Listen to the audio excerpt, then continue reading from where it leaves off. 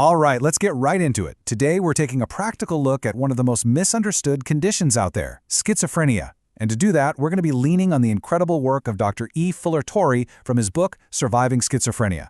We're not just talking theory here, we're going to zero in on the real-world problems and the actual survival strategies for people with the illness and for their families.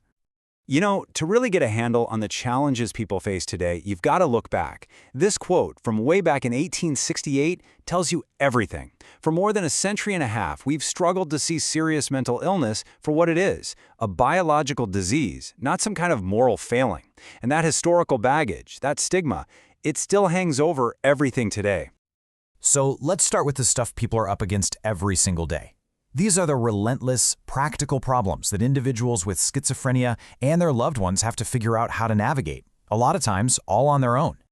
One of the first and biggest hurdles is this really tangled relationship between schizophrenia and substance abuse. We're talking about alcohol, street drugs, and especially cigarettes. The rates are just so much higher for this group compared to everybody else, and the big question is, why? Well, what's so important to understand here is that this isn't just about making bad choices. For many, it's a desperate attempt to quiet down the terrifying symptoms, right? A kind of self-medication. But there's also something happening on a biological level. The brain's dopamine system, which plays a huge role in schizophrenia, is the very same system that these substances mess with. And here's the truly tragic part. The thing they're using to try and cope actually makes the symptoms worse and kicks off a vicious cycle of relapse.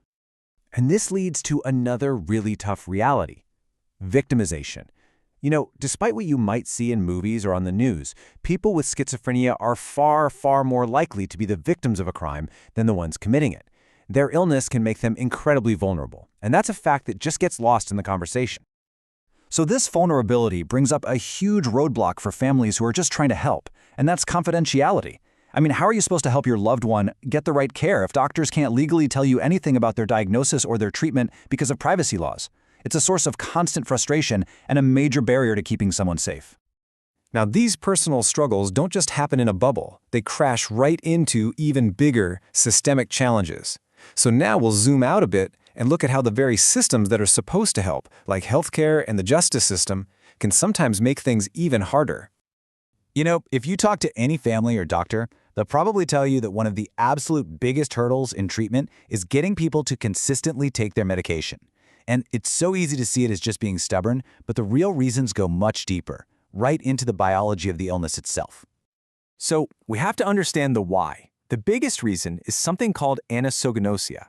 It's a symptom that means you lack insight into your own illness. Think about it like this. The very organ that's sick, the brain, is the same organ you need to recognize that you're sick. It's an almost impossible situation. And on top of that, you've got awful side effects, or you start to feel better and think, hey, I don't need this anymore. Or sometimes the delusions themselves convince you the medicine is actually poison. It's a perfect storm. So, what happens when that lack of insight leads to a crisis, where someone becomes a real danger to themselves or maybe even others? Well, that's when we get into the really tough subject of assisted or involuntary treatment. It is an absolute last resort, and it's surrounded by all kinds of legal and ethical questions.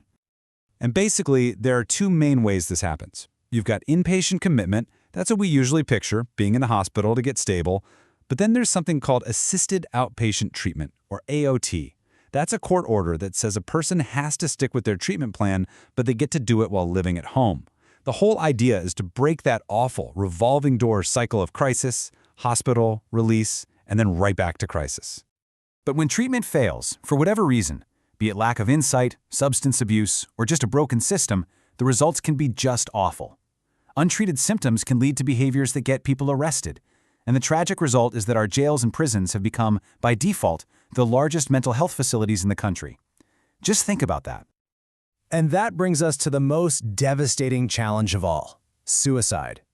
The suicide rate for people with schizophrenia is a staggering 10 to 13 times higher than for everyone else. It is the single biggest reason for their shortened life expectancy. Okay, I know that's a lot, and it can all sound pretty bleak, but the whole point of Dr. Torrey's work isn't to list problems, it's about solutions and hope. So let's make a turn here and focus on the proactive, empowering strategies that are at the very heart of his survival guide. So for the person with the illness, it's all about taking back some control through knowledge and having a plan. That starts with becoming your own expert. learning your triggers, knowing the early warning signs. It means becoming a partner with your doctor to get the medication just right. It means finding your people in self-help groups. And it means building a solid foundation for your life, like managing money and finding a safe place to live. And for families, the journey is just as important. And this is huge. The very first step is to let go of any blame or guilt. This is a brain disease, period. It is not a result of bad parenting. From there, it's all about building a support system that can last, having realistic goals, setting clear and loving boundaries, and having a crisis plan ready to go before you need it. And just as important, making sure you don't forget everyone else in the family, because this illness affects everybody. So if you boil everything down, what's the most important goal? It's this. Minimizing relapses is the key to a better future. And the two most powerful ways to do that are staying on medication consistently and staying away from street drugs and alcohol completely. Everything else builds on top of that foundation. All right, to wrap things up, let's tackle a few of the most common and, honestly, the toughest questions that come up all the time. These really get to the core of what it means to live with and manage this illness. This is a really hard one. When a brain disorder is messing with your thoughts and your actions, where does responsibility even begin? And the answer is, well, it's incredibly complicated. On one hand, the illness can absolutely hijack a person's judgment and impulse control. But on the other hand, legally and socially, they're still seen as responsible for what they do. It's this constant, painful tug-of-war between biology and accountability that everyone has to grapple with. Okay, what about intelligence? It's a big fear, right? Does this illness make a person less smart over time? Thankfully, the good news is that's mostly a myth. Now, research does show there can be a small dip in IQ right around the first psychotic episode, but, and this is so important, it is not like Alzheimer's. It doesn't just keep getting worse and worse. A person's intellect generally stabilizes. And finally, we come to the question that keeps so many aging parents up at night. The big one. What is going to happen to my child when I'm gone? Look, there's no easy, feel-good answer to that one. Instead, there's a call to action. The only real answer is to plan relentlessly, and to start now.